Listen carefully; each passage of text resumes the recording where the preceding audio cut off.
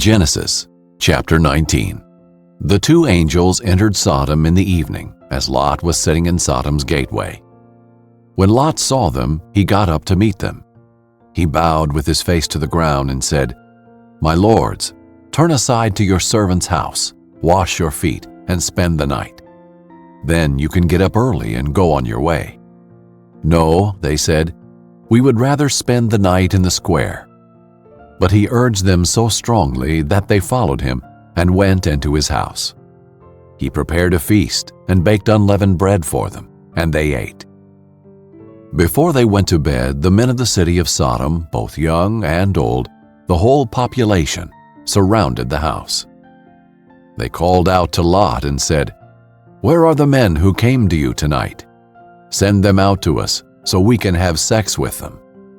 Lot went out to them at the entrance and shut the door behind him. He said, "Don't do this evil, my brothers. Look, I've got two daughters who haven't been intimate with a man.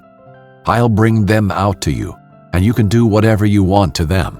However, don't do anything to these men, because they have come under the protection of my roof." "Get out of the way," they said, adding, "This one came here as an alien, but he's acting like a judge. Now we'll do more harm to you than to them." They put pressure on Lot and came up to break down the door. But the angels reached out, brought Lot into the house with them, and shut the door. They struck the men who were at the entrance of the house, both young and old, with blindness, so that they were unable to find the entrance. Then the angels said to Lot, "Do you have anyone else here, a son-in-law, your sons and daughters, or anyone else in the city who belongs to you? Get them out of this place, for we are about to destroy this place, because the outcry against its people is so great before the Lord that the Lord has sent us to destroy it." So Lot went out and spoke to his sons-in-law, who were going to marry his daughters. "Get up," he said, "get out of this place, for the Lord is about to destroy the city." But his sons-in-law thought he was joking. At daybreak, the angels urged Lot on, "Get up, take your wife and your two daughters who are here, or you will be swept away in the punishment of the city." But he hesitated. Because of the Lord's compassion for him, the men grabbed his hand, his wife's hand, and the hands of his two daughters. They brought him out and left him outside the city. As soon as the angels got them outside, one of them said, "Run for your lives. Don't look back, and don't stop anywhere on the plain. Run to the mountains, or you will be swept away." But Lot said to them, "No, my lords, please. Your servant has indeed found favor with you, and you have shown me great kindness by saving my life. But I can't run to the mountains. The disaster will overtake me, and I will die. Look, this town is close enough for me to flee to. It is a small place. Please let me run to it. It's only a small place, isn't it? So that I can survive." And he said to him, "All right, I'll grant your request about this matter too, and will not demolish the town you mentioned. Hurry up, run to it, for I cannot do anything until you get there." Therefore the name of the city is Zoar. The sun had risen over the land when Lot reached Zoar.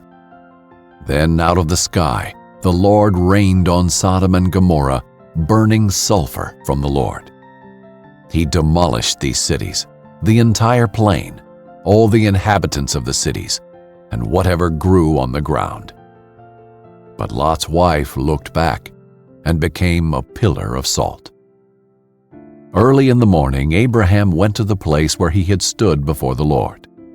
He looked down toward Sodom and Gomorrah and all the land of the plain, and he saw that smoke was going up from the land, like the smoke of a furnace. So it was, when God destroyed the cities of the plain, he remembered Abraham and brought Lot out of the middle of the upheaval, when he demolished the cities where Lot had lived. Lot departed from Zoar and lived in the mountains along with his two daughters, because he was afraid to live in Zoar. Instead, he and his two daughters lived in a cave. Then the firstborn said to the younger, "Our father is old, and there is no man in the land to sleep with us, as is the custom of all the land. Come, let's get our father to drink wine, so that we can sleep with him and preserve our father's line."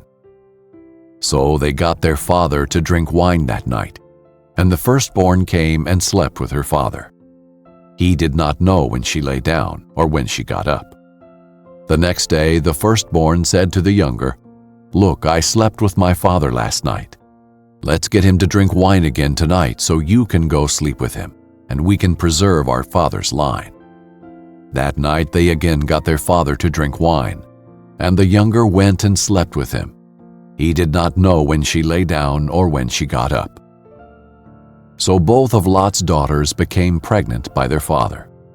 The firstborn gave birth to a son and named him Moab. He is the father of the Moabites of today. The younger also gave birth to a son, and she named him Ben-Ammi. He is the father of the Ammonites of today.